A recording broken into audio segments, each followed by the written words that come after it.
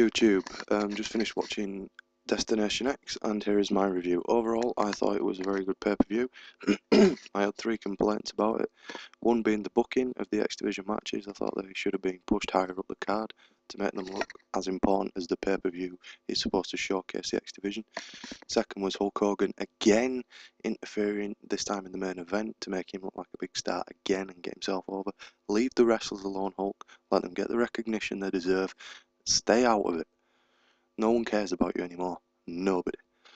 Thirdly, it's the ending of the Abyss and AJ match, which was absolutely retarded, but I will get to that. Anyway, first off, the four-way ladder match for the #1 contender shot at the X Division title. It was a very good match. It should have been booked higher up the card. Quick rundown, my stream cut off part of the way through. So, I know the winner was Kaz, but that's pretty much about it.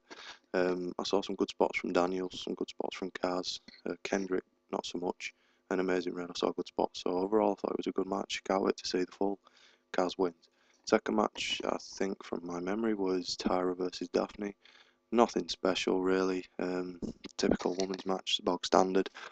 Tyra with a win, hits Widow's Peak on Daphne. Daphne steals Tyra's tarantula and licks it.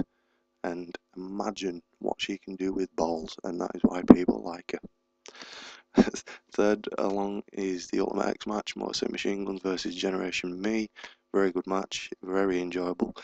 Everything it should have been. Motor City Machine Guns win. Very entertaining and a great match. Match after that, I think, was Waltman and Hall versus Nash and Eric Young. Not as bad as I thought it was going to be, and from a nostalgia standpoint, it was good to see Scott Hall back in his old Razor Ramon gear. He didn't look as out of shape as I thought he would. The guy's obviously making an effort, and credit to him for trying to turn his life around. Probably a bit too late, but never mind. Waltman can still go, he can still put on a good match, I don't care what anyone says.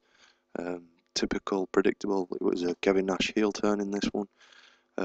I went for an Eric Young one personally because I thought it had been a bit more original, but anyway, Eric Young gets spray paint in the face, receives a jackknife powerbomb, X Factor and a razor's edge from Scott Hall with help from Sean Waltman to pick him up. Hall with a pretty much homosexual looking pin gets the 3 and they have contracts. They also drew the spray paint outline of Eric Young's body, which at the time I thought was kind of old.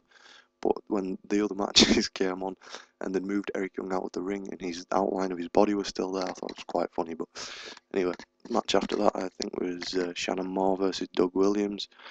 To be honest, I thought it was the weakest of the X Division matches. It was always going to be Shannon Moore. I don't know if it's ring rust or whatever, didn't look sharp. He looked a bit sloppy. Doug Williams, very good technical wrestler, as everyone knows anyway. Doug Williams with a win.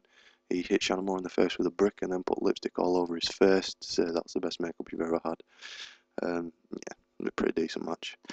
Match after that, not a very good match. Tag team match, Bear Money versus Hernandez and Morgan. Bear Money on Impact came out as the best tag team in the world, etc.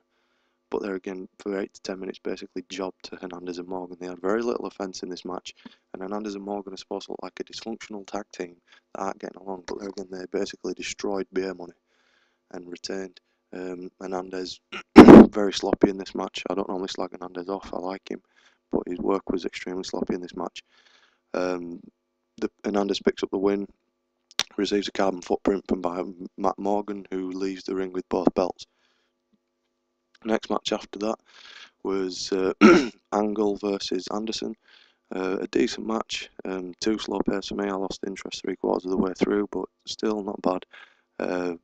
Kurt Angle picks up the win after hitting after Anderson tapped out. Sorry, Anderson cuts a promo at the end.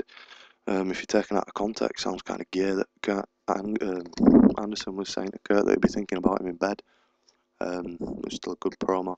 And then we come to the last match, which was Abyss versus AJ.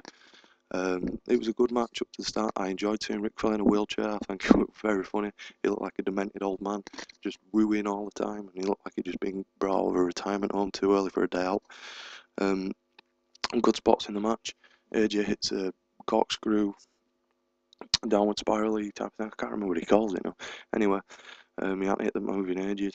And then the ending. The ending was absolutely retarded. Vince Russo, Ed Ferrara, get Hulk Hogan and go to the unemployment line, because that was retarded. AJ Styles gets chokeslammed through the ring. Main problem being that I have with it is that AJ is a small wrestler, small physique. That move loses credibility for me when someone like AJ goes through the ring. WWE did it with Big Show and Undertaker. Undertaker's 7 foot tall and a big guy. He looks like the ring would give way if he was chokeslammed powerfully. AJ Styles is too small. He does not look like the ring would give way. So that was a problem. Other problem being that it basically turned into a farce there, and you had Desmond Wolfe come down with Super Hogan. Ric Flair was on all four. Desmond Wolfe tripped over the back of Ric Flair and fell into the hole in the ring. And then Ric Flair did some spazzy dance like he always does and fell into the ring. And it just turned into a big joke and a bit of a farce, and it ruined the entire match for me. It was a ridiculous ending and should never have happened. Overall, the pay-per-view was pretty good. It had its moments where it was not good at all, but you always expect that from TNA. The booking needs to improve and the storylines need to improve drastically if they're going to make any room on WWE at all. Anyway, thank you for watching. I am out.